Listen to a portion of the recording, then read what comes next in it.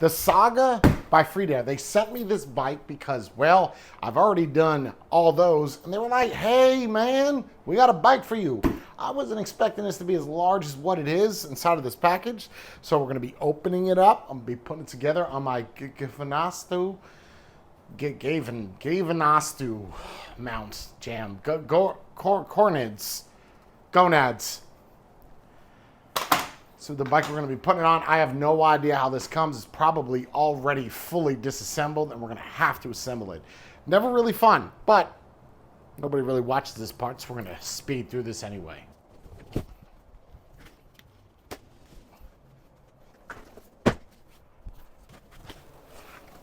Wow.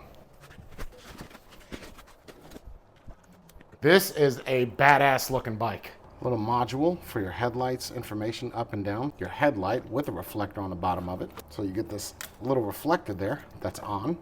That's off. So it is not a working brake light. This is your traditional. Everybody loves those. It would. There it is. Polished wrench. I'm impressed. And then this is going to be your battery charger. 54.6 is what it's going to charge at 3 amps. It's a pretty nice charger. And then your manual. We got a 48 volt battery, 20 amp per hour. Configurable at 28 miles per hour. I'm pumped up. Or you can see by the picture that that is a mountain bike. So not a cruiser. I'm interested in this. This would be the first one of its kind that I've gotten in the mail. Shimano shifter, Tektro brakes. So you see you have this little USB gem that comes out on the bottom, able to charge whatever has USB-A, your phone, GPS. So inside of here, you have to take this out. That protects your brake pads. Look at that. No drag. Quality. So the keys you see like this, they're like those laser cut keys. Ho, ho, ho, ho.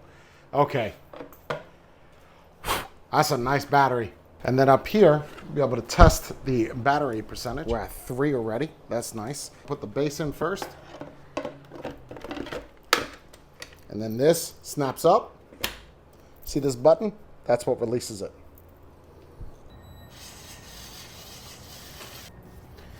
This normally goes on there on the seat, but I'm not going to put that on just for multiple reasons. It does turn on, so people are able to see you from the back.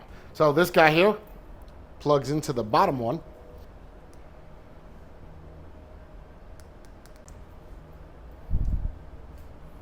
Oh, might have to plug it in to activate the battery. So the batteries are typically deactivated on some of the more high-end-esque e-bikes. So what you have to do is you have to plug it in to kind of take it out of that safety mode, and then it should be good to go.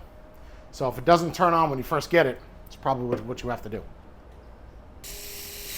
Okay, so to turn this on, we're going to hold the power button for 3 seconds, and then that's going to turn on. Pretty nice display. Down here, you see we have 5 miles on the odometer. If we press info, we have 28.8 miles per hour max. Average, 24.8. I guess that's in the 5 miles that they test rated this. 12 minutes is what they wrote it for. And then over here, we hold that down. That should give us our headlight. Headlight is on. And then we're in pedals says 0, 1, 2, and 3. If we hold the 2 down together, display settings, advanced settings. Oh, password. Okay, so we do not have a setting for the speed. And then your shocks down here. It's just. And looking at the app, if we do find my bike, it actually finds where it is, but it says that I'm in China. I'm not there, but if we want to lock it, we'll lock it, and it'll actually shut the bike off. And then if we unlock it, it'll turn it back on. You can see I'm not touching the power button at all. Turns it back on, we're good to go. There is an extra setting in here where we click bike detection. Everything is working. It's like a OBD sensor. Please squeeze and release the brake twice. Oh my. That is pretty advanced. And if we're going into the profile here, you do have achievements. Oh my God. I am going to ride this bike until I unlock every one of those. Mall. That's a cute little puppy there. It's not safe, but he doesn't have a helmet on. And then settings, count security. Please update your phone number. I do not see anything in here. There is a storage or a cache. I do not see anything in here, though, to adjust the speed. There's all the information on it. It is a torque sensor, not cadence. So in theory, we should be able to jump right into it and be able to go max speed.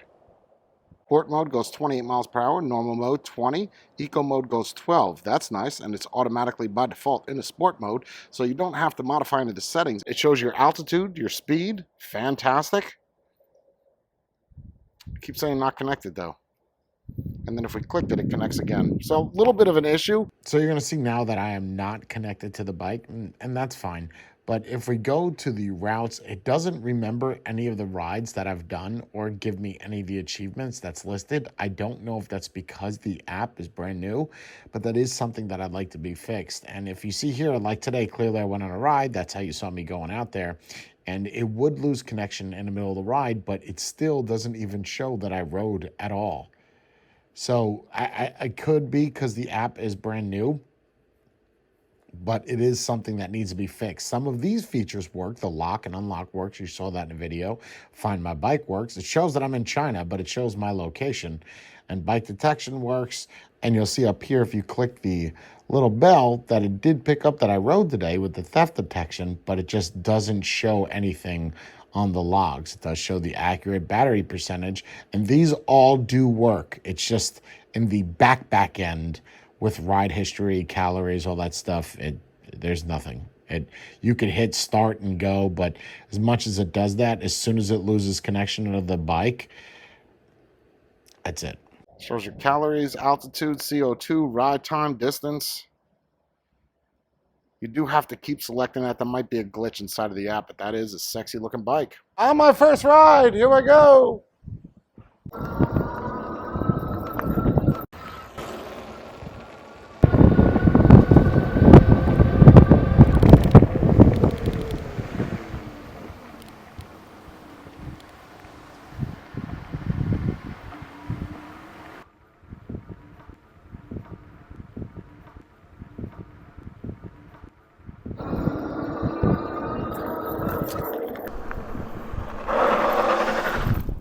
So honestly, look, right off the jump, just the first ride, absolute blast. Now, I know what you're saying is probably like, okay, why don't you have shoes on? I have this thing, and I go over it multiple times. I got these calluses, and I feel like these spikes make me feel like I'm alive, so it allows me to grip it. I love the controls. Was not difficult to set up. I love the fact that it's mineral oil. I'm very familiar with the tech brakes because they were on e-scooters, and I used to run the shop. I like the grips. I even like the display. I like the app. Pedal assist number 3 versus 1, you notice the difference. As far as it being in sport mode, obviously that's what I'm going to do, is because that's the full 28.8 miles per hour. And I'm actually getting that speed that's listed on here. The Bluetooth is a little bit glitchy, but at the same time, it is brand new and there is GPS. It shows me on the map, but it says a different location. The brakes, very, very good front brakes. Everybody knows that the front brakes is where all your stopping power is. Your rear brake is just to kind of slow you down into a turn. Try not to go hard and bare knuckle it on the front wheel when in the turn.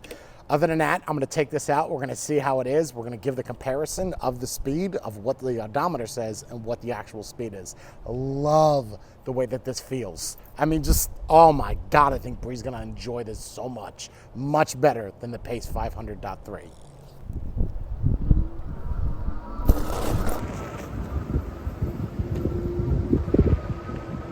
So this is pedal assist 1. You can see we're just moving. And this is obviously in sport mode. Sorry for the wind noise. I mean, we are moving 26 like it's nobody's business. 28. And we're actually doing that. I did test this with the app. And then stopping power, not a problem. A little off-road action coming up.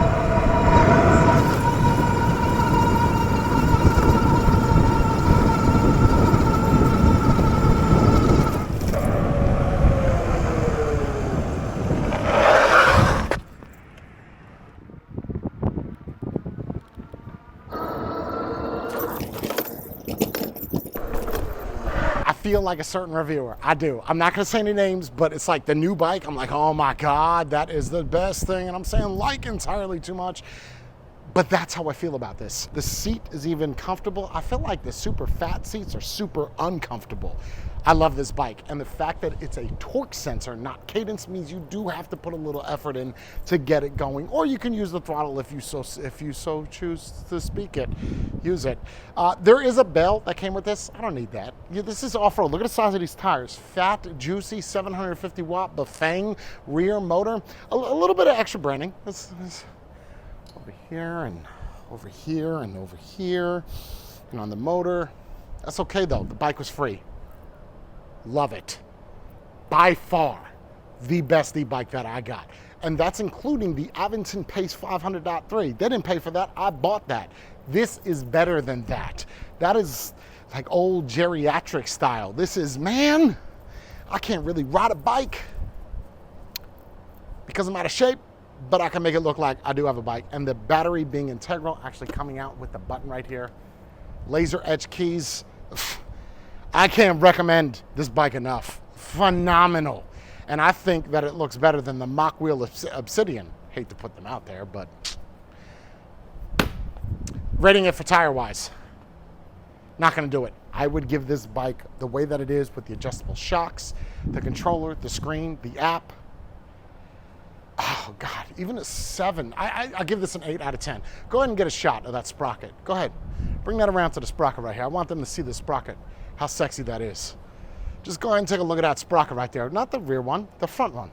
Look at the etching into the black right here. This is absolutely sexy. I know it seems so arbitrary, but my God, that just looks, it's sharp.